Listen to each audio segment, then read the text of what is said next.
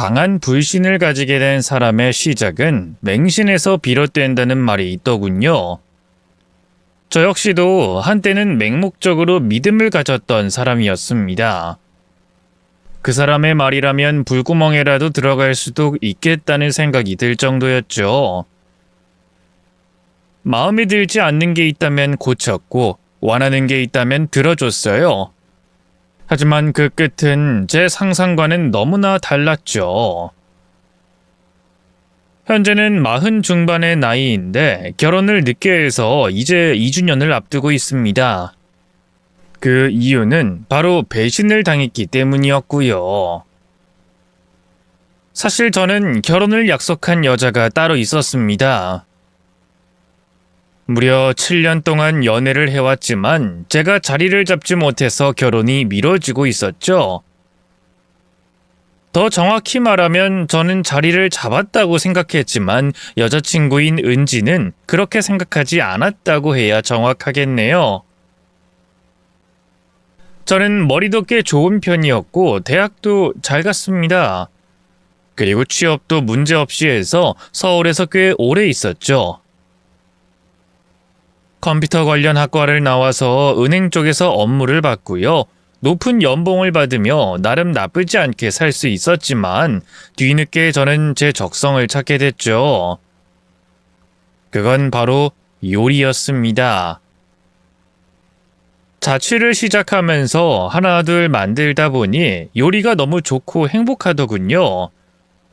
그래서 저는 학원을 다니기 시작했고 자격증도 따면서 본격적으로 요리사가 되길 희망하게 됐습니다. 그렇게 직장을 그만두고 고향인 울산으로 내려와 여자친구도 사귀게 된 거였고요. 하지만 사귀고 1년이 넘어서면서 여자친구인 은지는 제 직업에 불만을 가지기 시작했죠. 오빠, 진짜 서울 안 갈 거야? 여기 이 촌구석에서 썩게? 울산이 왜 촌구석이야? 여기 좋잖아. 서울 가면 사람에 치이고 더 힘들어. 무엇보다 난 여기서 식당 차리고 싶어. 그래서 이렇게 노력하는 거고. 그깟 요리, 잘 돼도 결국 사장 아니야? 누가 물어보면 식당 주방장 소리나 듣겠지.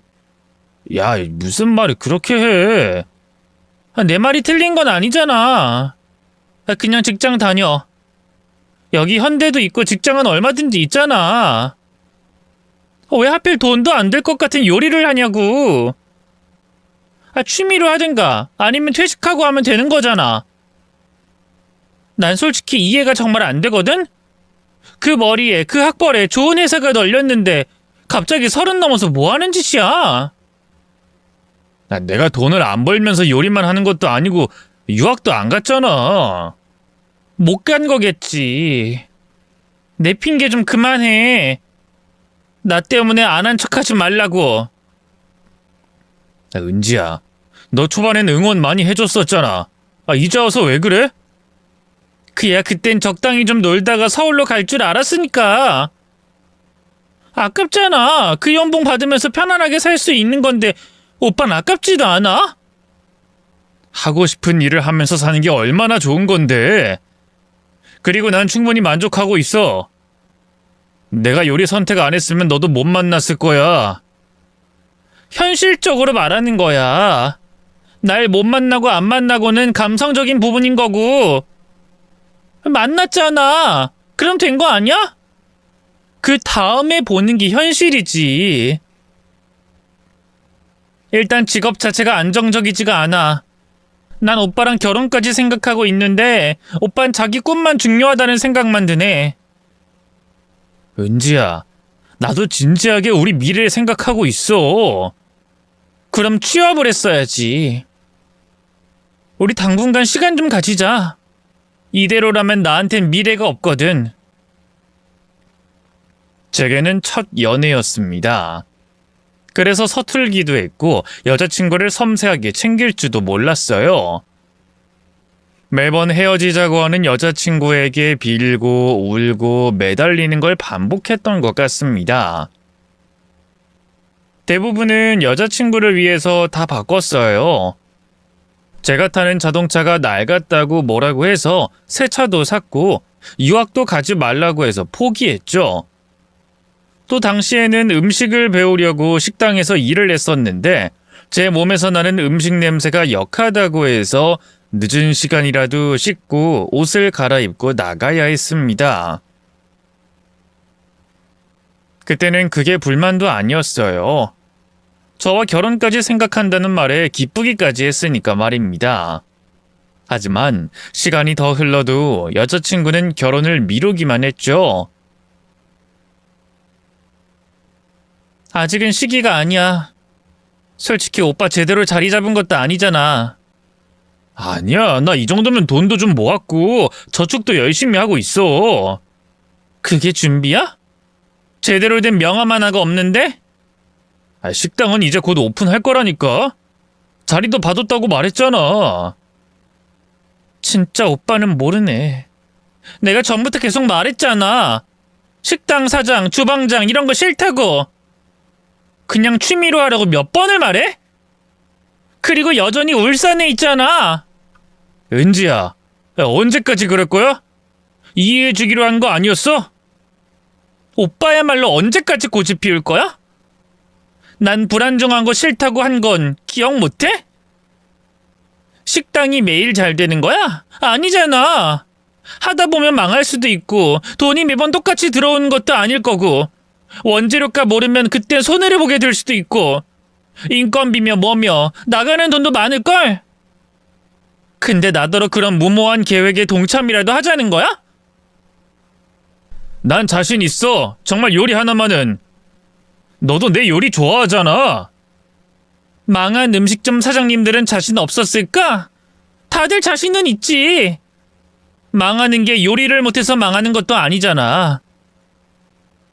난 사업하는 사람은 진짜 싫어. 오빠도 알잖아, 내가 왜 이러는지. 우리 아빠 사업하다가 2번 말아먹어서 우리 집 가난해진 거. 연애를 하면서 자연스럽게 알게 된 사실이었습니다. 남 밑에서 일하는 게 죽기보다 싫다던 은지의 아버님은 사업을 무리하게 하셨고 큰 빚을 지게 됐다고 하더군요. 때문에 가족들이 고생을 해서 다 갚았는데 다시 빚을 지고 사업을 벌이면서 복구하기 힘들 지경이 됐다고 했습니다. 결국 은지 아버님은 파산까지 하게 되고 돈을 벌어야 하는 건 온전히 은지 어머니의 몫이 됐다고 해요. 그걸 어릴 때부터 보고 자라왔기에 거의 병적으로 사업을 하는 사람들을 꺼려했던 겁니다. 저 역시 그런 부분을 이해했기에 조심스러웠지만 여자친구가 원하는 것은 요리 자체를 그만하는 것이었죠. 결국 연애 3년 차에 접어들었을 때 저는 요리사가 되는 걸 포기했습니다. 제 꿈도 중요했지만 가정을 이루는 것도 제 또 다른 꿈이었기 때문이죠. 그런데 직장에 들어가서 돈을 벌어도 결혼을 계속 뒤로 미루더군요. 취업했으니까 우리 결혼은 언제쯤 할 수 있을까? 부모님도 좀 기다리는 것 같아서. 또 결혼 이야기 꺼내는 거야? 지금 직장이 안정적인 건 아니잖아. 일단 승진부터 하고 그 뒤에 판단해도 좋을 것 같은데? 왜 그렇게 급하게 굴어? 그래도 이제 너 나이도 30 넘었잖아. 30 전에 결혼하고 싶다고 했던 건 너였고. 요즘 시대가 바뀌었어. 나도 그런 거 신경 안 써. 그리고 오빠도 그렇지만 나도 자리를 좀 잡긴 해야지. 2사람이 벌면 좋은 거 아니야? 오빠도 이왕 이렇게 된 거 이직도 좀 생각하고 몸값을 올릴 계획이나 해. 이왕이면 서울로. 또 서울이야? 왜 그렇게 서울에 가고 싶은 건데? 막상 거기 가도 별거 없어. 연봉은 높아도 결국 집값 때문에 여기나 거기나 별반 다를 게 없다고. 난 이 촌구석이 싫어. 그게 잘못이야? 내 평생 소원이 서울에 사는 건데 그 정도도 못 해주는 거야? 솔직히 난 오빠가 취업하겠다고 했을 때 당연히 서울로 갈 줄 알았어. 근데 이게 뭐야 구질구질하게. 중소기업에 취업해서 너무 실망했어. 아이, 무슨 또 실망을 해. 이 정도면 된다고 한 건 너였잖아. 오빠, 내 소원이야. 나중에 나이 들어서 내려와도 되잖아. 우리 서울 가자, 응? 결혼해서 아이도 낳으면 거기서 공부시키면 좋잖아. 나도 거기서 자리 잡고 돈 벌게. 진짜야. 그럼 우리 둘이서 벌면 그럭저럭 살 수 있고 좋은 게 좋은 거 아니야? 결국 저는 서울로 이직을 준비했습니다. 하지만 거의 4년 정도의 이력이 비워져 있는 상태로 괜찮은 곳에 취업하긴 힘이 들었어요. 그래도 눈을 좀 낮추면 IT 쪽은 일자리는 많았기에 어렵지 않게 취업에 성공했죠. 몇 개월 뒤에 여자친구도 서울로 올라와서 동거하기 시작했고요. 그땐 나름 나쁘지 않았습니다. 언제 싸웠나 싶을 정도로 은지는 서울을 굉장히 좋아했거든요. 그럼에도 결혼은 다시 미뤘습니다. 이유는 서울의 자리를 제대로 잡기 위해서는 더 많은 돈을 모아야 한다는 거였고요. 그건 그 사람의 말이 맞았기에 저 역시도 동의했습니다. 그렇게 여자친구도 저도 돈을 열심히 모았고 양가 허락과 동시에 결혼 준비도 시작했죠. 그게 연애 7년째 되던 해였습니다. 저는 신혼여행 예약과 신혼집을 알아봤고 여자친구는 혼수와 결혼식장 예약을 맡았어요. 기다렸던 결혼이긴 했지만 여자친구의 반응은 그렇게 좋진 않았습니다. 계속 불안해하는 것 같았고 우울증 비슷한 게 생겼는지 술에 취해 들어오는 날도 많았어요. 그래도 저는 결혼하면 더 행복하게 살 자신이 있었기에 신경을 크게 쓰지 않았습니다. 계획적이고 꼼꼼한 제 성격 덕분에 진행도 빠르게 됐고요. 그런데 웨딩 촬영 전날 전화 한 통을 받게 되면서 상황이 바뀌었죠. 저희 직원이 실수로 예약금 환불 규정을 말씀을 못 드려서요. 촬영 일주일 전 취소 같은 경우에는 위약금이 따로 나오는데 한 달 전 취소로 잘못 들어갔거든요. 네? 그게 무슨 말씀인지... 내일 촬영이 취소됐나요? 그 뒤로 미루신다고. 결혼식 연기됐다고. 웨딩 촬영도 늦게 하신다고. 예비 신부분인 이은지 씨가 일주일 전에 연락 주셨어요. 날짜가 18일이네요. 전화를 안 받으셔서 비상 연락망에 있는 예비 신랑분에게 연락을 대신 드렸고요. 제가 지금 이해를 못하겠어서요. 은지가 취소할 리가 없는데 저랑 이야기도 안 했거든요. 확실한 건가요? 전산상 기록을 보면 일단은 확실합니다. 전화 온 번호도 이은지 씨가 맞습니다. 그럼 혹시나 계획이 또 바뀌시게 됐다면 이야기 후에 다시 연락 주세요. 저희는 문자로 예약금 관련 사항 전달 다시 드리겠습니다. 저는 뭔가 잘못됐다는 느낌을 받았고 이야기를 해보면 잘 풀릴 거라고 생각했어요.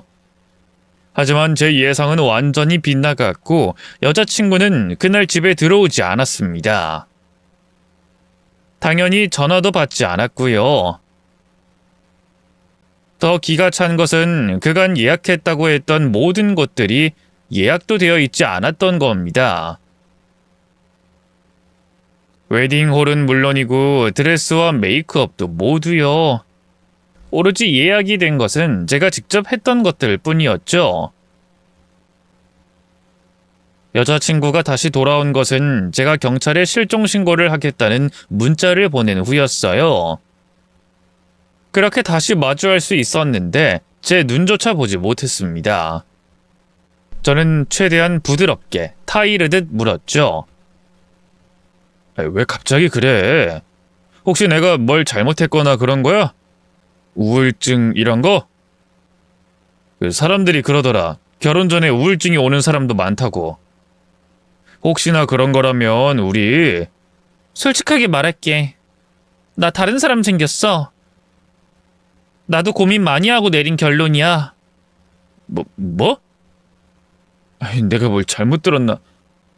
다른 사람이라니 지금 장난하는 거야? 대체 왜 그런 장난을 치는 건데? 장난 같아? 오빠는 이런 말을 장난으로 해? 다른 사람 생긴 거 맞아. 민철 씨라고 이전에 친구랑 같이 갔던 술집에서 만나게 된 사람이야. 우리 7년이야! 근데 지금 다른 남자를 만났다는 말을 해? 부모님 허락까지 다 받고 돈 것까지 하는 나한테? 좋아. 뭐 그럴 수 있어. 난 이해하고 네가 양심에 찔려서 그런 거면 이야기를 해보자. 내가 어떻게든 생각을 정리해서 다시 시작해도 되잖아. 진짜 바보 같아. 여자친구, 아니 예비 신부인 내가 바람을 피웠다는데도 다시 시작하자고? 머리가 어떻게 된 거 아니야? 그래, 7년. 우리 7년 만났어. 서울로 온 것까진 좋았지. 근데 솔직히 오빠가 내가 원하는 결혼 상대로는 안 보여. 난 진짜 안정적인 사람을 원하니까. 그저 평범한 일반 사원? 그걸로 뭘 하는데? 뭘 할 수 있냐고? 그러면 그 인간은 뭘 하는데? 너랑 바람 피운 남자는 뭐 하는 인간인데? 그 새낀 재벌이라도 된다는 소리야? 아님 연봉을 억대로 받는 사람이야? 아님 의사? 변호사? 뭐? 그 새끼라고 하지 마. 민철 씨 사업가야. 당연히 엄청난 사업하고 있고 대표야. 차도 외제차 끌고 다니고 내가 가지고 싶은 건 뭐든 사주고. 지금 사업가라고 했어? 사업가는 그렇게 싫다고 하더니 어이가 없다? 오빠랑 같아? 사업도 사업 같아야지. 식당 주방장이나 꿈꾸던 오빠랑은 아예 수준이 달라. 그러니까 우리 이만하자. 내 짐은 다 버려도 되니까 알아서 하고 부모님한테는 이미 말씀드렸어. 그 사람이랑 최대한 빨리 결혼할 생각이고. 그래서 취소하고 신랑 이름만 바꿨어. 너 설마? 맞아, 나 임신했어. 임신 7주 차야. 당연히 그 사람 아이고. 제 꿈까지 접어가면서 선택한 사람이었습니다. 가끔은 억지스럽고 욕심이 많긴 해도 제가 사랑했기에 상관없었죠. 결혼을 뒤로 미룰 때도 이해되지 않았지만 당연히 결혼을 할 거라고 믿었기에 기다릴 수 있었고요. 잦은 출장을 다니던 것도 의심하지 않았고 제 카드로 비싼 것들을 살 때도 추궁한 적 없었습니다. 그래서인지 배신감은 여자친구가 아닌 저 스스로를 다치게 만들었죠. 그때는 그럴걸. 그때 눈치챌걸. 후회하면서 한동안 페인처럼 살았습니다. 1년이 넘게 술만 마셨고 정신과 치료와 심리상담도 했고요. 근데 딱히 저에게는 큰 도움이 되진 않았습니다. 좋아지기 시작한 것은 병원에서 가끔 마주치던 사람과 친해지면서부터였죠. 사랑에는 또 다른 사랑으로 극복하라는 말이 정말 맞구나 싶더군요. 하지만 지나간 첫사랑은 저를 많이 괴롭혔습니다. 바로 사람을 믿지 못하게 된 거였어요. 왜 연락이 되지 않아? 내가 전화하는 시간은 일정하잖아. 혹시 밖이야? 오빠 아니야. 집인데 씻는다고 못 받은 거야.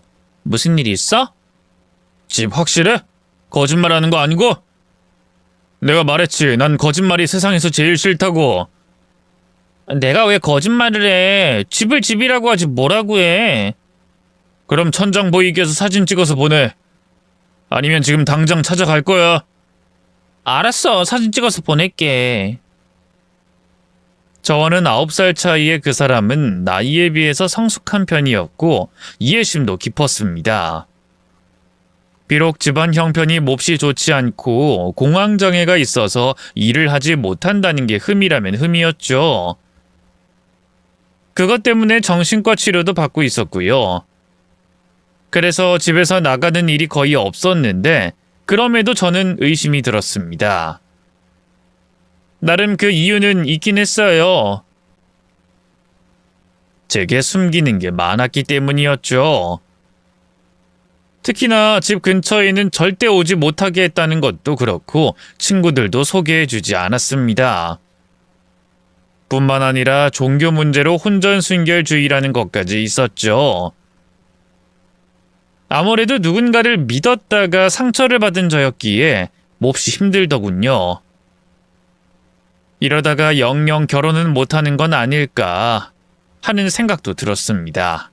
하지만 신기하게도 그런 불안함 속에서도 그 사람은 진짜로 좋은 사람이라는 확신은 있었어요.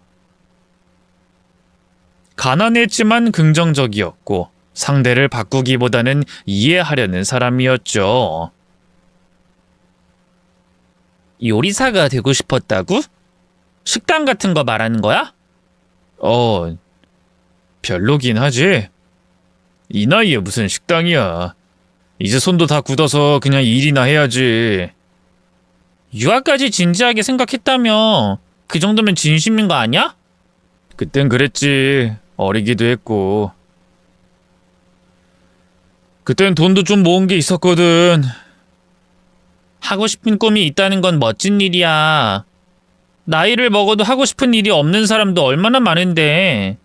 그리고 주위를 둘러봐도 알 수 있잖아. 하고 싶은 일 하면서 사는 사람이 거의 없다는 거. 그러니까 한번 해봐. 그렇게 말을 해주니 기쁘긴 한데 망할 수도 있고 자신이 없어서. 지금 나이에 망하면 돌이키기가 힘들 거 아니야. 실패는 멈췄을 때 진짜 실패라는 말이 있잖아.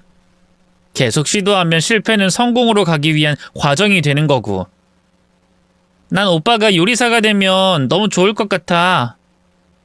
성격도 섬세하니까 뭐든 해도 좋을 것 같고. 무엇보다 사람들 만나는 것도 좋아하잖아. 천지가 아니야? 그야 그렇긴 하지. 근데 진짜 만약에 망하거나 하면 너랑 결혼할 때도 좀 힘들지 않나? 우리가 단순히 그냥 연애로 만나는 나이는 아니잖아. 내가 돈이 없어서 그게 좀 걸리는 거지?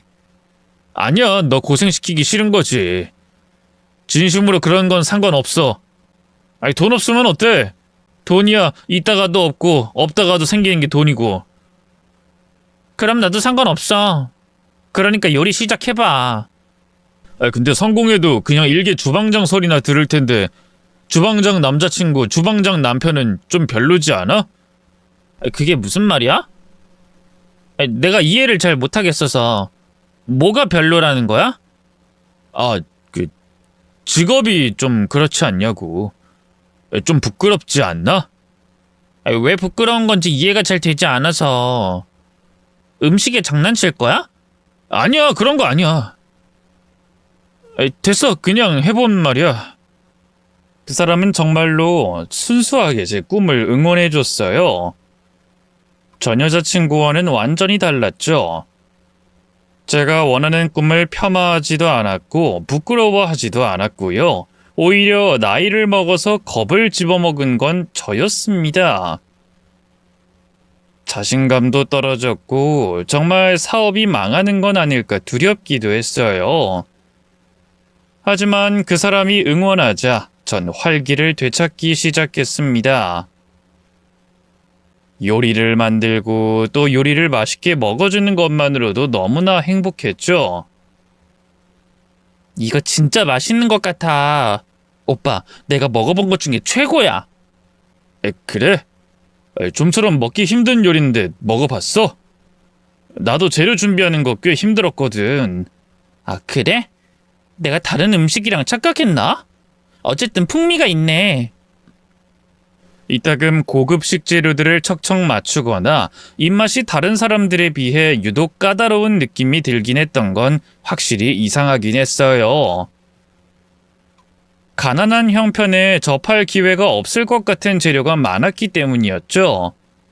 하지만 제 의심병은 서서히 괜찮아졌습니다. 이따금 의심하는 마음이 들긴 했지만 그 사람은 저를 그때마다 안심시켜줬고 반대로 저는 종교적 신념인 혼전순결을 위해서 그 사람을 지켜줬죠. 그렇게 2년 정도 연애를 하고 우린 결혼 준비를 시작했습니다. 오빠, 내가 결혼식장 준비랑 혼수랑 또 뭐 준비하면 되는 거지? 됐어. 자긴 그냥 가만히 있어. 내가 통장 따로 만들어서 줄 테니까 필요한 거 있으면 거기서 쓰고.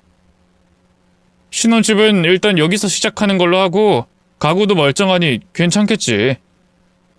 식당 개업하고 자리 잡히면 2년 안에 바로 이사할 거야. 더 넓은 곳은 못 가도 최대한 노력해 볼게. 뭐? 그래도 나도 어느 정도는 부담해야지. 난 정말 괜찮아. 괜찮아. 무리하지 마. 돈 모은 거 있으면 장인 장모님 드리는 것도 괜찮아. 나도 내 가족이라고 생각하고 계속 챙겨 드릴 거니까 그것도 걱정 말고. 그래도 그건 좀 너무 양심이 없잖아. 진짜로 괜찮아. 대신 우리 부모님한텐 말하지 마. 너 흠잡히는 거 싫으니까 저 자세로 나가지도 말고. 알았지? 고마워. 뭔가 쓸쓸해 보이는 눈빛이 신경 쓰이긴 했지만 돈이 없어서 그런 모양이라고 생각하고 말았습니다. 그 뒤에 저희 부모님도 찾아뵙게 됐고요. 울산에서 우린 꼬박 이틀 정도를 함께 있었는데 초반에 어머니는 걱정이 많았습니다. 내가 시집살이 시킬 생각은 아니다만 과일도 못 갖고 설거지도 하나 못하는 것 같은데 너 정말 괜찮겠니? 내가 다른 건 다 이해를 한다. 뭐 집안 형편이야 어려울 수도 있고 정신적으로 힘든 것도 괜찮아. 요즘에 그 정도는 다 있으니까. 제가 하면 되는 거죠. 집안일 좀 못하면 어때요? 잘하는 사람이 하는 거죠. 그거야 내가 널 그렇게 키웠으니 괜찮지. 근데 너 결혼은 그렇지가 않어. 일하고 힘들게 집에 와서 집안일까지 하다 보면 다투게 되어 있다. 초반엔 다 이해하는 것 같지만 그게 아니야. 결혼은 현실이라는 말이다. 알아요. 근데 적어도 저 사람은 나한테 솔직하고 거짓말도 하지 않잖아요. 알았다. 그 아이 생각하면 나도 피가 거꾸로 솟는다. 네가 좋다면 됐어. 엄만 반대 안 해. 너희 아빠도 그럴 거고. 대신 잘 살아야 한다. 알았니? 네, 그럴게요. 그런데 의외로 예비 장모님은 저를 탐탁치 않게 생각하시는 듯 했습니다. 인사를 드리러 갔을 때도 집 앞에 식당에서 받고 집으로 초대도 하지 않으셨죠. 거기다 상견례를 할 때도 뚱한 표정으로 간간히 한숨을 쉬는 걸 봤습니다. 특히 결혼식 당일에 보게 된 웨딩홀에서는 그 표정조차 숨기지 못했죠. 마치 더러운 걸 보는 듯 미간을 찌푸리고는 말했습니다. 내 딸 때문에 참고 또 참으면서 허락은 하긴 했지만 아무리 그래도 결혼식장 상태가 이게 뭔가? 온통 싸구려에 음식도 플레이팅도 제대로 된 게 하나 없고 이건 너무하지 않나? 죄송합니다, 장모님. 최대한 열심히 한다고 했는데 아무래도 좀 그렇죠. 아무래도 좀? 일생에 한 번뿐인 결혼인데 드레스도 기성제품인 것 같고 떨이 상품 취급하듯이 이런 싸구려 웨딩홀을 고른 안목도 문제가 많어. 기가 차서 원. 죄송합니다. 제가 준비한 돈이 얼마 없어서 그럴 거예요. 돈 없어도 된다고 큰소리 뻥뻥 치더니 이럴 거면 차라리 우리한테 그냥 맡기지 그랬어. 손님들 보기 부끄러울 정도란 맘 같아선 결혼 무르고 싶어. 한숨을 푹푹 쉬는 장모님을 보면서 막막한 생각도 들긴 했어요. 결혼에 드는 모든 비용을 제가 감당했기 때문에 한편으론 억울하기도 했습니다. 하지만 하나밖에 없는 딸이 고생하길 바라는 건 누구라도 원하지 않겠다. 마음을 고쳐 먹었고 장모님의 손을 잡고 비장한 표정으로 말했죠. 장모님, 비록 제가 지금은 별거 없더라도 진짜 열심히 살겠습니다. 죽어서도 이 약속만은 지킬게요.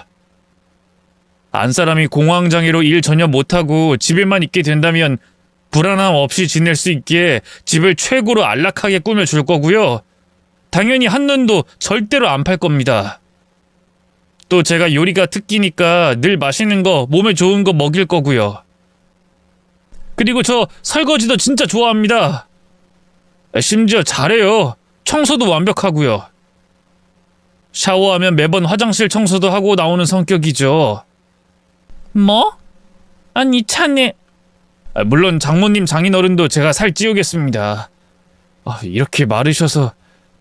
이건 우리가 건강관리 때문에 식단 조절하는 거지 못 먹어서 그런 게 아닐세. 우릴 뭘로 보고? 알죠, 압니다. 일단 그러니 저 믿어주세요. 반찬도 다 만들어 드릴 거고요. 물론 건강식으로 조미료 없이 신선한 재료로 만들어서 드리죠. 1년은 무리지만 3년에 한 번씩 여행도 함께 가고요. 저 약속은 진짜 지키는 사람입니다. 해외여행은 6년에 한 번으로 하고요. 참, 이건 무슨 말을 못하게 하는 재주는 있네. 누가 보면 아주 재벌인 줄 알겠어. 근데 도대체 돈도 없고 일도 못하고 그렇다고 살림을 잘하는 것도 아닌 내 딸을 왜 택한 건가?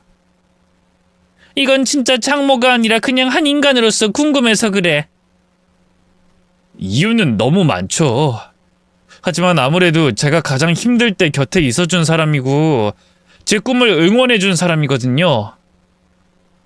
그 사람 곁에 있으면 저 스스로 괜찮은 사람이 될 수 있을 거라는 확신도 생기고요. 물론 무엇보다 예쁘기도 하고요. 진심으로 정말 사랑합니다. 진짜 잘할 테니까 한 번만 맡겨주세요. 돈 많이 벌어서 결혼식도 다시 하겠습니다. 다행히 제 대답이 마음에 들었는지 그 이후에는 별말하지 않았어요. 엄청난 하객 수에 조금 놀라긴 했지만 결혼식은 무사히 진행됐습니다. 허리가 아플 정도로 인사를 하고 다녔고 안면 근육이 뻣뻣할 정도로 웃어야 했지만 그래도 괜찮았네요. 왜냐하면 신혼여행이 기다리고 있었기 때문이었습니다. 솔직한 말로 저는 잠도 설칠 정도로 기대하고 있었습니다. 일본 5박 6일 코스였는데 여행 패키지로 가이드가 있었어요. 여기저기 구경하는 게 길게 느껴질 정도였고 발을 동동 구르며 첫날 밤만을 기다렸습니다. 꽃다발도 준비하고 나름 비싼 와인도 한 잔 사서 분위기도 냈습니다. 그리고 긴장을 풀기 위해 이런저런 말을 했죠. 우리 진짜 행복하게 살자. 내가 정말 잘할게. 무엇보다 이전처럼 당신을 믿지 못하거나 그러지도 않을 거야.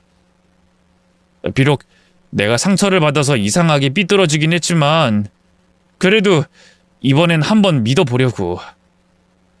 당신이라면 할 수 있을 거라는 확신도 들고. 무슨 확신? 날 믿는다는 거야? 당신을 믿지. 적어도 나한테 거짓말을 한 적이 없잖아. 예전엔 또 나한테 상처를 줄까봐 방어적으로 행동했었지. 그때는 좀 그랬어. 다신 누군가를 믿지 못할 거라는 생각이 들 정도였으니까. 근데 지금은 아니야. 당신을 믿어. 진짜로 내가 당신 많이 사랑해. 저는 술 기운을 조금 빌려서 아내에게 천천히 다가갔습니다. 그리고 허리까지 내려오는 긴 머리카락을 쓸어내리며 입을 맞췄죠. 아내도 싫진 않은지 절 밀어내지 않았고 우린 키스를 하기 시작했습니다. 그런데 제가 옷을 벗기려던 순간 아내가 벌떡 일어났어요. 왜? 무서워서 그래? 내가 너무 몰아붙였나? 미안. 나 마음의 준비가 안 됐어. 다음에 해. 뭐? 아, 그래. 그러자. 오늘 좀 피곤하잖아. 어깨라도 주물러 줄까? 다리는 안 아파? 됐어. 미안해. 진짜로 미안해. 저는 실망스러운 마음을 애써 감추며 괜찮다고 했고 결국 그날은 그냥 잠만 자게 됐죠. 하지만 사건이 벌어진 것은 다음날 아침이었습니다. 눈을 떠서 한 손으로 곁을 더듬었는데 차갑게 식어있는 이불만 느껴지더군요. 놀라서 일어났는데 아내는 보이지 않았죠. 잠깐 나갔다고 하기에는 아내가 가지고 온 짐도 보이지 않았습니다. 그리고 전화를 걸어도 받지 않았고요. 그러다가 침대 쪽에 있던 테이블 위에 쪽지 하나가 보였습니다. 거기에는 이런 글이 적혀 있었죠. 속여서 미안해. 내가 다 망쳐버렸어. 너무나 큰 충격이었어요. 애초에 뭘 속였다는 건지 짐작도 되지 않았습니다. 혹시나 혼전순결이 아니었기에 들킬까봐 그랬나? 그게 아니면 전 여자친구처럼 다른 남자가 있나? 별별 상상이 다 되면서 기다리길 꼬박 하루. 그럼에도 그녀는 돌아오지 않더군요. 신혼여행에서 혼자 돌아와서 집에 알리지도 못하고 저는 혼자 끙끙 앓았죠. 가만히 있다가는 미칠 것 같은 생각이 들어서 이유라도 알고 싶어졌고요. 그렇게 심부름센터에 의뢰하게 됐습니다. 의뢰를 하면서 깨달은 게 있었는데 연애를 거의 2년 가까이 하면서도 그 사람에 대한 걸 거의 모른다는 거였죠. 하지만 다행히 전화번호와 생년월일 정도만 있어도 기본적인 조사가 된다고 하더군요. 거의 2주라는 시간이 걸렸고 드디어 제가 몰랐던 비밀이 드러났죠. 하지만 제가 마주해야 했던 건 제 아내가 아니라 절 버리고 떠났던 전 여자친구였습니다. 뜬금없이 연락이 와서 제 결혼 소식을 묻고는 당장 만나자고 하더군요. 미쳤어? 내가 널 왜 만나야 하는데? 넌 양심도 없어? 결혼한 거 들었다며. 난 내 아내가 싫어하는 짓은 절대로 안 해. 난 너 같은 인간 아니거든. 아내 좋아하시네. 오빠, 말은 똑바로 해. 나 오빠 인생 구제해주려고 하는 거야. 지금 상황이 어떻게 돌아가는 건지 모르잖아. 오빠가 결혼하려던 그 여자 신혼여행에서 도망쳤지? 내가 그 이유 알아.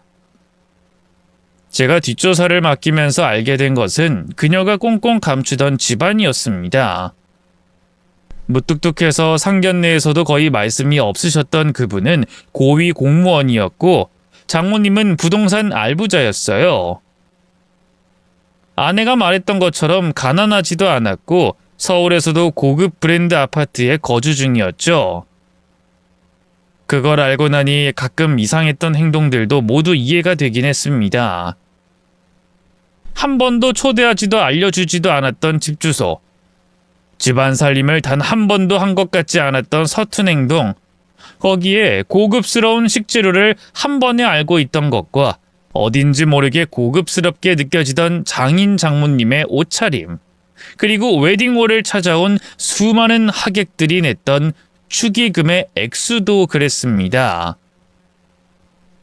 대부분 100만 원 이상의 돈을 냈고 심지어 몇 분은 몇 천만 원을 내기도 했더군요. 그럼에도 불구하고 저는 아내가 떠난 이유를 도통 짐작하지 못했죠. 그래서 다신 보기 싫었던 전 여자친구를 만나게 된 겁니다. 그 여자가 오빠한테 접근한 건 애초에 민철 씨를 빼앗으려고 한 거였어. 알아? 민철? 아, 너랑 바람 피워서 결혼한 그 남자? 그 새끼 이야기가 왜 나와? 왜 나오냐고? 그 여자랑 민철 씨가 약혼할 사이였으니까. 뭐? 너 거짓말하는 거지? 이게 거짓말 같아? 거짓말이라면 그 여자가 있겠지. 돈으로 사람이나 꼬시는 여우 같은 년. 오빠한테 접근한 것도 나한테 복수하려고 그런 거라고. 이해했어? 그러니까 신혼여행 첫날 밤에 도망을 치지. 오빠는 완전히 그 여자한테 속은 거야. 네 말을 내가 믿을 것 같아? 믿어. 내가 당사자니까. 약혼자 있는 거 알고 접근했어. 그리고 임신하게 되면서 둘은 헤어졌고. 복수심에 미쳐서 오빠한테 의도적으로 접근했을 테니까. 결혼식 올리고 소문이 나면서 우리 민철 씨가 소식을 듣게 됐고 지금 민철 씨 나랑 연락도 안 된다고. 질투심 이용해서 내 남자 우리 아이 아빠를 데리고 간 독한 년이라고 그게. 오빠 당장 고소해. 내가 왜? 그야 결혼식 자체가 잘못된 거잖아. 그리고 그 두 사람이 다시 만나는 거 오빠도 바라지 않을 거 아니냐고. 이대로 그냥 둘 거야?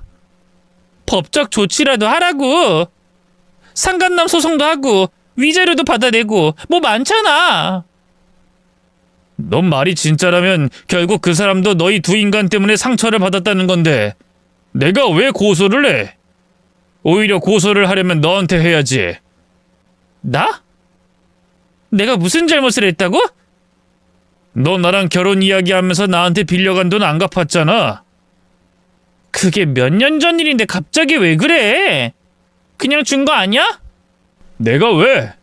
그냥 줬다는 증거는 없어. 갚아. 은행 기록은 거짓말을 안 하거든. 안 갚으면 너한테 내가 법적인 거 다 걸어버릴 거야. 고소하고 얼굴 붉히기 싫으면 다 갚아. 왜 나한테 화풀이야? 가뜩이나 불안해서 죽을 것 같은데 오빠는 그것들이 밉지도 않아? 가엾고 불쌍하긴 해. 그간 날 속이면서 마음이 많이 아팠을 테니까. 웃긴다. 그러니까 매번 호구처럼 당하고나 살지. 오빠 인생이 불쌍하고 아무것도 모를까 봐서 와서 말해줬더니 진짜 어이가 없네. 혹시 그 여자 돈 때문에 그래? 돈에 환장해서? 나도 들었어. 우리 민철 씨 사업자금 대준 게 그 여자라는 거. 돈으로 남자나 꼬시는 여자야. 은지야, 너 그렇게 말하지 마. 결국 네 얼굴에 침 뱉는 거야. 그 사람이 돈으로 남자를 꼬시는 여자면 네가 그렇게 죽고 못 사는 민철이는 돈에 몸이나 파는 남자 아니야? 그리고 넌 그런 남자 빼앗으려고 임신한 희대의 나쁜 년이고. 미쳤어? 그니까 입 함부로 놀리지 말고 네 남편이자 아이 아빠 간수나 잘해. 내가 아는 그 사람은 절대로 그럴 사람 아니니까. 한 달 줄 테니까 돈 입금해. 아님 너 회사 찾아간다. 당당하고 거침없게 말은 하긴 했지만 솔직히 불안했습니다. 진심으로 손이 떨리는 걸 감추려고 테이블 위에 손도 올리지 못했으니까요. 만약 은지의 말이 사실이라면 아내가 나한테 돌아오지 않을까 두려웠죠. 무려 2년 가까운 시간의 연애도 모자라 결혼식까지 감행할 정도로 복수에 미쳐 있었다면 돌아올 가능성은 희박했습니다. 복수하려는 마음이 그 정도라면 사랑도 깊었을 테고요. 아마도 혼전순결이라고 한 건 역시 저와는 어떤 관계도 이어가고 싶지 않았기 때문이었을 겁니다. 오로지 그 사람에게 돌아가기 위해서 절 만난 거고요. 절망과 두려움으로 일주일 정도의 시간이 지났을 무렵 저를 찾아온 것은 장모님이었습니다. 자네한테 이런 말하는 것도 면목이 없어. 이번 일은 정말로 미안하게 됐네. 원한다면 적절한 선에서 위로금도 지급할 생각도 있어. 진짜 해주실 겁니까? 그래. 10억, 아니 100억 주세요. 아니 200억 주십시오. 자네 미쳤나? 아, 드디어 우리 집이 어느 정도 재정 상태인지 알게 된 거야? 네, 압니다. 근데 정말 민철이라는 그 미친 인간한테 다시 돌아가려는 겁니까? 아무리 사랑했다고 해도 장모님이 그런 건 막으셔야죠. 그 사람 애 아빠고 이혼도 하지 않은 상태라고 들었어요. 차라리 다른 사람이랑 만나라고 해요. 아니면 저 진짜로 200억 받을 겁니다. 물론 그 말만 해주시면 돈은 받지 않을 거고요. 진심인가? 그 말이면 돈도 안 받겠다고? 그럼 가짜일까요? 화나고 힘들고 복수하고 싶은 마음이 얼마나 크고 무거운지 저도 잘 알아요. 저도 배신의 상처가 있었고 사람을 믿지 못하게 됐으니까. 하지만 그 사람이 그것 때문에 인생을 망치지 않길 바랍니다. 저를 도구로 썼다고 해도 전 이해해요. 그러니까 제발 정신 좀 차리고 새로운 사람이랑 행복해지면 좋겠습니다. 그 말이라도 전해주세요. 네? 장모님은 생각이 많은 눈빛으로 절 보더니 한숨을 길게 쉬었죠. 따라오게. 우리 딸한테 가지. 도착한 곳은 병원이었습니다. 물론 제가 늘 가던 곳과는 사뭇 다른 분위기의 고급스러운 병실이었고 아주 넓고 쾌적한 1인실이었어요. 그곳으로 들어가니 놀란 그 사람과 눈이 마주쳤죠. 수척한 얼굴에 제대로 잠도 못 잤는지 눈가는 붉고 퀭했습니다. 장모님은 저를 안으로 밀듯이 등을 툭 치고는 밖으로 빠져나가셨어요. 저는 천천히 안으로 들어가다가 다리에 힘이 풀려서 주저앉았습니다. 그 사람이 그런 제 옆으로 오더니 엎드려 울기 시작했죠. 오빠, 정말 미안해. 그땐 나도 제정신이 아니었어. 진짜야. 무슨 말을 해야 할지 망설이다가 저는 천천히 입을 열어 물었어요.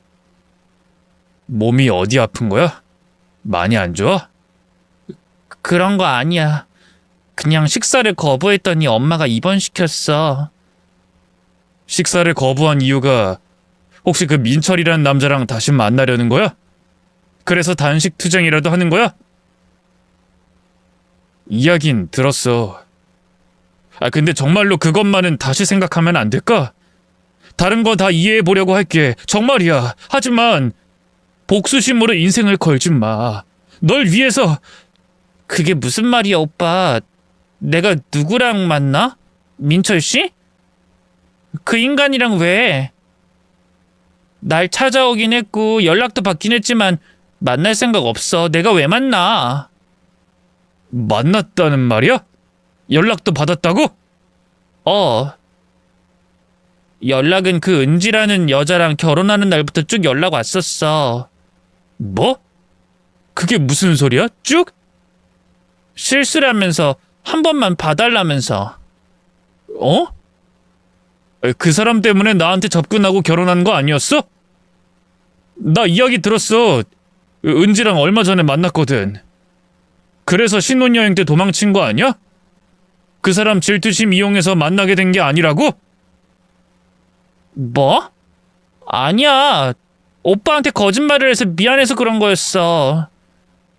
일단 일부러 접근한 건 맞아. 하지만 오빠랑 만나서 그 인간을 다시 본다? 이런 게 아니었어.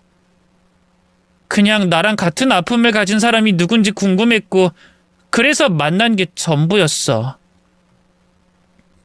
물론 복수할 마음도 있긴 했지. 하지만 그건 초반에만 그랬다고. 정말이야. 믿어줘. 근데 은지가 민철이란 인간이 연락이 안 된다고 너랑 만나고 있다고 했는데? 아니야. 신혼여행에서 돌아와서 우리 집 앞에서 또 기다리기에 경찰에 신고했어. 이미 접근금지 신청까지 해놨는데 그걸 어겼으니까. 사업이 망했대. 그래서 나한테 다시 돌아오고 싶다면서 난동을 피웠던 것뿐이야. 아마 유치장에 있을걸? 그래. 뭐 그 사람이랑 안 만난 건 알겠어. 그럼 왜 거짓말했어? 가난하다, 공황장애다 이런 건 뭐야? 바로 그 부분이 문제였어. 정말 나쁜 생각이긴 한데 시험해보고 싶었어. 민철 씨는 내 돈을 보고 접근했거든. 사업 자금도 내가 해줬고 그래서 나한테 미련을 못 버리는 거야. 그래서 오빠랑 만났을 때는 겁이 났어. 또 그런 상처 받을까봐 겁이 났다고. 혼전순결은 종교적인 그런 게 있던 거야? 그것도 거짓말이었어. 사실 그 이야기를 하던 당시에는 오빠랑 오래 만날 줄 몰랐어. 버려진 전 애인들의 만남이라는 것 자체가 좀 그렇잖아. 근데 만나다 보니 오빠가 너무 좋아졌고 나중에 번복할 수가 없었지. 계속 고백을 하고 털어놓으려고 했는데 쉽지가 않았어. 그러다가 나중엔 그냥 말 안 하고 우리 둘만 잘 살면 그뿐이라는 생각에 타협했고. 그럼 왜 도망친 거야? 쪽지 하나만 남기고? 당신이 첫날 밤에 거짓말하지 말자는 말을 했었잖아. 아차 싶더라고. 당신이 거짓말 때문에 상처받았던 사람이라는 걸 깨닫게 된 거야. 내가 그 천하의 불륜 남녀들이랑 다를 게 없다고 생각하니 끔찍하더라. 그래서 도망쳤어. 그럼 그 사람한테 안 돌아가는 거야? 지금 그게 중요해? 오빠한테 내가 거짓말을 했잖아. 내가 우리 신뢰를 깨뜨렸잖아. 근데 돌아오기만 하면 괜찮은 거잖아. 뭐? 예전에 자기가 나한테 그렇게 말해줬잖아. 멈추면 실패고 계속하면 성공으로 가는 과정이라고. 우리가 여기서 멈추면 거짓말이고 날 속이게 되지만 용서하면 그저 시련이고 고비일 뿐이라는 말 아니야? 나도 너 의심하고 매번 괴롭혔었어. 네가 나한테 준 상처가 아닌데 그거 받아준 게 너였는데 나도 받아들일 수 있어. 그게 정말이야? 진짜로 용서해 주는 거야? 당연하지. 우리 서로를 용서해 주자. 오빠, 정말 너무 미안해. 앞으로 내가 더 잘할게. 그 사람은 그날 바로 퇴원을 했습니다. 환자복을 갈아입고 나왔을 때 한 발 앞서서 퇴원 절차를 밟고 있던 장모님이 병실 밖으로 나오는 저희 두 사람을 보고 말씀하시더군요.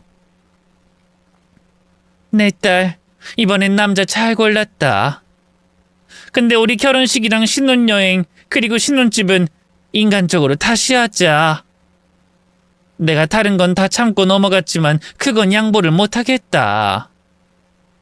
엄마, 우리 빨리 신혼여행 가야 된다고. 무려 2년 가까이 참았다고. 참말하지 마. 급한 거 알지만 난 그건 양보 못해. 이왕 참은 거 더 참어. 엄마, 나 절대 못 참아. 오빠랑 오늘 같이 있을 거야. 얘가 미쳤어. 앞으로 60년은 더 있을 텐데 그냥 몸조리나 좀 해. 최대한 빨리 진행할 테니까. 신서방 자네도 좀 기다리게. 그 정도는 할 수 있지. 저는 고개를 힘차게 끄덕이며 대답했습니다. 네, 참을 수 있습니다. 하지만 진짜 최대한 빨리 진행해 주십시오. 그 말이 떨어지기 무섭게 결혼식은 다시 시작했어요. 이전에 오셨던 손님들에게도 결혼식 초대가 아닌 파티 초대로 축의금도 받지 않았죠. 차량을 대절해서 울산에 있던 저희 식구들과 친구들을 실어 공항까지 태워줬고 비행기 표까지 모두 마련해 주셨어요. 머리털 나고 야외에서 하는 결혼식은 처음이었습니다. 아내는 최고급 드레스를 입었고 악단이며 호화스러운 뷔페까지 정말로 영화에서 보던 장면들이 눈앞에 펼쳐졌네요. 뒷조사를 통해서 부자라는 건 알았지만 애초에 저와는 살아온 세계 자체가 다른 사람이라는 게 실감이 났습니다. 뿐만 아니라 신혼여행도 유럽이었고 아예 한 달을 통째로 그곳에서 살다가 오라고 하셨어요. 그리고 돌아왔을 때는 저희 두 사람 명의로 된 아파트와 제 명의로 건물 하나를 통째로 주셨죠. 여기 정도면 지지고 볶고 뭘 만들 수는 있을 거야. 인테리어는 가게 이름 결정나면 나한테 말하고. 분식집이든 중국집이든 상관없으니 눈치도 보지 말고 선택하면 되네. 아니, 장모님, 아무리 그래도 상가 건물을 절 주시면 그래도 3층이나 하는데요. 반찬 만들어준다며? 평생 살찌우겠다며? 우린 미리 반찬값 냈다고 쳤어. 그리고 망하더라도 가게세라도 받아서 우리 딸 먹여 살려야 하니까 준 거야. 착각은 하지 말게. 물론 좀 대견한 것도 있고 그냥 받아. 사람이 너무 단단하면 부러져. 알겠나? 대신 받은 만큼 잘해. 감사합니다, 장모님. 진짜 열심히 해보겠습니다. 너무 정신이 없어서 때론 꿈 같다는 생각이 들 정도였습니다. 인테리어가 완성된 걸 보면서 가슴이 벅차 혼자 눈물을 흘리기도 했고요. 평생 꿈을 꿨던 일이었지만 이렇게 빨리 기회가 올 줄은 몰랐죠. 저는 가게를 열었고 주제는 정하지 않았습니다. 제철에 나는 음식, 과일로 그때마다 다른 음식을 내놓는 그런 가게를 열었기 때문이었어요. 손님도 많이 받지 않았고 5팀씩 2시간씩 하루 2번 예약제로만 받았죠. 그렇게 불과 3개월 만에 입소문이 퍼졌습니다. 하지만 그 소문 때문에 원하지 않는 손님도 받아야 했네요. 어디서 소식을 들었는지 은지가 절 찾아왔기 때문이었습니다. 오빠, 나 민철 씨랑 헤어졌어. 사업 망하고 딴 여자랑 바람 피웠다고. 아, 진짜 후회하고 있어. 이제라도 나 오빠한테 돌아가고 싶어. 이케아 식당 주방장인데 뭘 돌아와? 왜? 우리 가게 취업하게? 오빠, 나 진지해. 오빠 나밖에 없잖아. 우리 7년 동안 아무 문제가 없었고 그리고 나도 그땐 어렸으니까 몰랐었잖아. 돌아갈게. 내가 잘한다니까? 그니까 너 어렸지. 근데 지금 내 나이는 40대 중반이고 너도 40대야. 그럼 이제 어리지도 않은데 유부녀한테 찾아와서 돌아온다 뭐한다는 말을 하냐? 아직도 그 버릇 못 고쳤어? 오빠, 내가 전에 말했잖아. 그 여자 오빠한테 의도를 가지고 접근했다니까? 너도 의도를 가지고 접근했잖아. 내가 이 건물 주인인 거 알고 이러는 거 모를 줄 알아? 그리고 말이 나왔으니까 하는 말인데 너 아직도 돈 안 갚았더라. 내용 증명 보낼 거야. 아, 오빠 왜 그래? 우리 좋았잖아. 그리고 내가 다른 남자 만난다고 했을 때 괜찮다고 이해해보겠다고 했던 거 기억 안 나? 그래서 내가 돌아오겠다고 하는 거야. 그땐 널 사랑했으니까. 근데 지금은 아니야. 나한텐 내 아내밖에 없어. 그 여자 돈이 좋아서 그런 거잖아. 아닌 척하면서 오빠도 속물이었네? 뭐 눈엔 뭐만 보이지. 내 아내 너보다 훨씬 어려. 그리고 얼굴도 더 예쁘고 그리고 몸매도 훨씬 1000만 배 좋아. 성격은 배려심도 넘치고 말도 우아하게 하고 또 일편단심이라서 믿음과 신뢰는 그냥 알아서 쌓이더라. 물론 돈도 많지. 너도 그건 이해하잖아. 안정적인 거 좋아하니까. 근데 넌 뭐가 볼 게 있어서 그렇게 당당해? 지금 너 진짜 추해. 울고불고하며 받아달라는 그 여자에게 굵은 소금을 뿌려서 겨우 쫓아냈습니다. 그리고 이 이야기를 제 아내에게 전했더니 저를 칭찬해줬고 변호사도 소개해줘서 돈도 받아냈어요. 물론 내지 않으려고 버텼지만 통장 압류까지 걸어서 다 받아버렸습니다. 단순히 돈 때문이 아니라 정말로 마음이 하나도 남지 않았다는 걸 보여주기 위함이었고요. 저는 진짜 행복하게 지내고 있죠. 매일 저녁에 퇴근하고 아내와 함께 차를 한잔 마시고 주말이면 가족들 모두가 모여서 함께 식사도 하고 있습니다. 울산에 계신 저희 부모님은 자주는 못 오지만 주기적으로 모두 함께 해외여행도 가고 있고요. 주변 사람들은 물론이고 저희 가족들까지 제 성을 따서 신데렐라라고 놀리기도 하지만 상관없습니다. 무엇보다 아내가 현재 쌍둥이 딸을 임신한 상태거든요. 그러니 지금 제 기준으로 저처럼 행복한 사람은 없을 거라는 확신이 들 정도로 너무 좋습니다. 세상에서 태어나서 상처를 한 번도 받지 않은 사람은 없겠죠. 가족이든 연인이든 친구든 다양한 형태로 상처를 주거나 받을 겁니다. 예전에 저는 상처를 받았을 때 2번 다시 받기 싫어서 상대를 힘들게 했었어요. 물론 아내도 상처받기 싫어서 거짓말을 했던 거였고요. 하지만 지금의 저는 이전과는 다릅니다. 상처가 있기 때문에 타인의 고통을 볼 수 있고 또 그 고통을 볼 수 있기 때문에 다른 사람의 마음을 어루만질 수 있다고 생각하게 됐거든요. 제가 상처를 받지 않았다면 아내의 거짓말을 절대 이해하지 못했을 테고 이런 행복한 결혼 생활을 할 수 없었을 테니까요. 그러니 저는 제 상처도 행복으로 가는 과정이라고 생각하려고 합니다. 끝까지 제 이야기 들어주셔서 감사하고요. 모두 행복해지셨으면 좋겠어요.